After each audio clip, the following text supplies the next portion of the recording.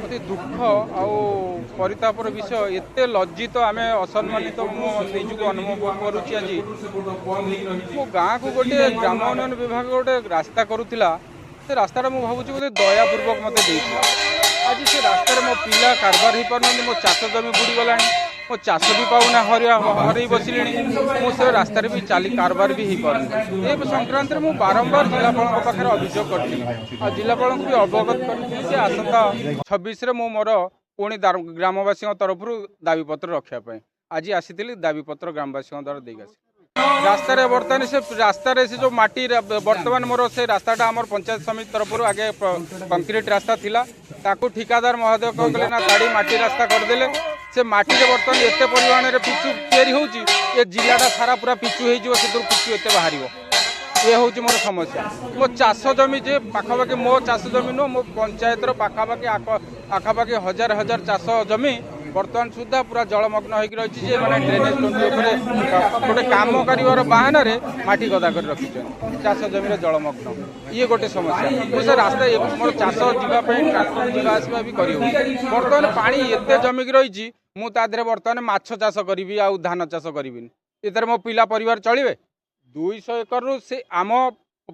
गाँव 200 एकर किंतु ताकू अवरोध करके से अवरोध करने द्वारा पाखापाखि आमर 2-3टी पंचायत 4टी पंचायत पाखापाखि तादे समस्यार सम्मुखीन होती मो विधायक महोदय को ए बाबद व्यक्तिगत भाव टेलीफोन सहित थरे दुई थर कथा सी मते मागिथिले जे कौन कौन अच्छी रास्तार स्टाटस मते मागिथिले मु ताकू भी अवगत कली देली तापर फोन पुनर्बार पचारि सर कौन है मो कथा ना मु ईआईसी की कहीदे बोधे ईआईसी माने इंजीनियर इन चीफ जोटा मु भावुची मते तापरे इंजीनियर इन चीफ पर देखा आज को बोधे पखापाखि 15 दिन हो गला इंजीनियर ऑफिस रु चपरा सीटी भी आसिले मु एठू अनुभव कली बोधे विधायक पारिबापणिया उपरे मोर संदेह रहिला मु आ विधायक सहित आ पुनर्बार कथा है ना देखा जमी हाथीर गोटे खाइबा दांत गोटे देखा दांत मु भावुची बोधे विधायक से भली जिनस होती मत ईआईसी कही देखई मु ईआईसी पाखक जाऊँगी दाबी रही जे ताकू मोरम पकई जो आमर डस्ट पकई आम कि ना आमर चलिकी जावाई से रास्ता को करेंगे आम जो पोलर पारी हाँपाई आमर जो मुख्य समस्या अच्छी आर पारी हाँपाई आर पार हाँपाई पोलर जो कनेक्टिंग होनी सेटा कनेक्ट करेंगे आम चाष जमी जो जल निष्कासन करने व्यवस्था करेंगे ये करने आम 15 दिन समय नहीं आम 15 दिन समय नौ जदि एक कथा मु आपन को सूचना दूची जदि 15 दिन भितर जिनस समाधान न हुए आमे पुनर्बार आरडीसी ऑफिस कटक रे पुनर्बार गाँव रु आमे समस्ते जीवन जन जन करी पाली करी सेठी धारणा रे आरडीसी से विषय विभागीय अधिकारी आसीथिले जेई आसीथिले तांको सहित आमे कथाबार्ता कलु जे जेहेतु वर्तमान वर्षा कंटिन्यूअस होउची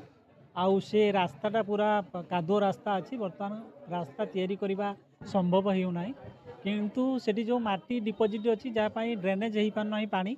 से व्यवस्था सी करेंगे विदिन 15 डेज भितर सेटा क्लीयर करेंगे पानी जमी ड्रेनेज हो जाई पारिबो से व्यवस्था सी करेंगे कह ना ठीक अच्छे सी अभियोग करेंगे किंतु जेहेतु कंटिन्यूअस वर्षा होची तेन से नहीं पारना स्टेप नहीं पारना नुआ रास्ता तैयारी करने नहीं पारना समय लगे टिके वर्षा कमीगले मनसून शेष हो गले से रास्ताटा तैयारी करेंगे एबे टेम्पोरारी जोटा करें जोटा जो जल डिपोजिट पानी डिपोजिट अच्छी जो माटी रही से गुड़ाक सी करदे 15 दिन भितर से करेंगे।